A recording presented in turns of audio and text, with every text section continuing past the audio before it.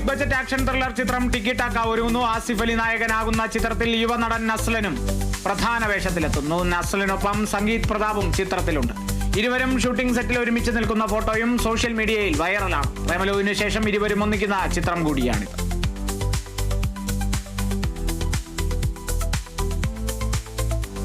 പ്രവീൺ നാരായണൻ സംവിധാനം ചെയ്യുന്ന Janaki versus state of Kerala എന്ന ചിത്രത്തിലെ ഗാനം അണിയറ പ്രവർത്തകർ പുറത്തുവിട്ടു. മിഴിയിലെ സൂര്യനും എന്ന ഗാനമാണ് പുറത്തുവിട്ടത്.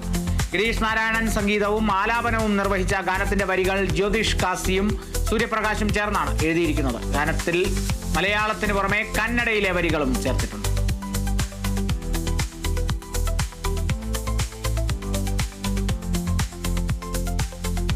നടൻ സൈജു കുറുപ്പ് പോലീസ് ഉദ്യോഗസ്ഥന്റെ വേഷത്തിലെത്തുന്ന ചിത്രമായ ഫ്ലാസ്കിന്റെ ആദ്യ ടീസർ പുറത്തിറക്കി. ഫസ്റ്റ് പ്രിന്റ് സ്റ്റുഡിയോ ബാനറിൽ രാഹുൽ റിജി നായരാണ് ചിത്രം സംവിധാനം ചെയ്തത്. സൈജു കുറുപ്പ് അവതരിപ്പിക്കുന്ന ജ്യോതികുമാർ എന്ന പോലീസ് കോൺസ്റ്റബിളിന്റെ ജീവിതത്തിലൂടെയാണ് ചിത്രത്തിന്റെ കഥ വികസിപ്പിക്കുന്നതെന്ന് ടീസർ സൂചിപ്പിക്കുന്നു.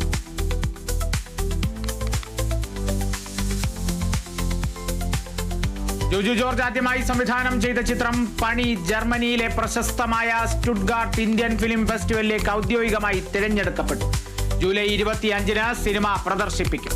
ടോപ്പ് ട്രെൻഡിംഗ് ആയും ഗൂഗിളിൽ അഖിലേന്ത്യാ എന്റർടൈൻമെന്റ് ട്രെൻഡിംഗിൽ രണ്ടാമതായും മാറിയ ചിത്രത്തിന് വലിയ സ്വീകാര്യതയാണ് ലഭിച്ചത്. ആക്ഷനും തീവ്രതയും നിറഞ്ഞ ക്രൈം റിവെഞ്ച് ത്രില്ലറായ പണിയിലൂടെ ജോജു സംവിധായകനായും എഴുത്തുകാരനായും പ്രേക്ഷകരെ കീഴടക്കിയിരുന്നു.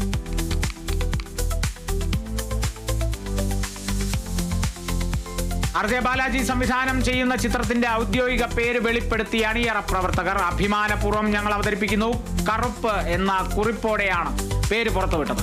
20 വർഷത്തിന് ശേഷം സൂര്യയും തൃഷയും ഒന്നിക്കുന്നു എന്ന പ്രത്യേകതയും ചിത്രത്തിനുണ്ട്.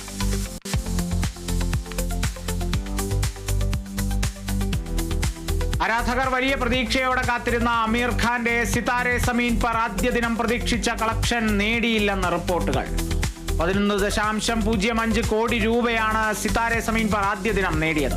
ബോക്സ് ഓഫീസിൽ തകർന്നടിഞ്ഞ അമീറിന്റെ അവസാന ചിത്രമായ ലാൽ സിംഗ് ചദ്ദയേക്കാൾ കുറവാണിത്. സ്പാനിഷ് ചിത്രമായ ചാമ്പ്യൻസിന്റെ റീമേക്കാണ് സിതാരെ സമീൻ പർ.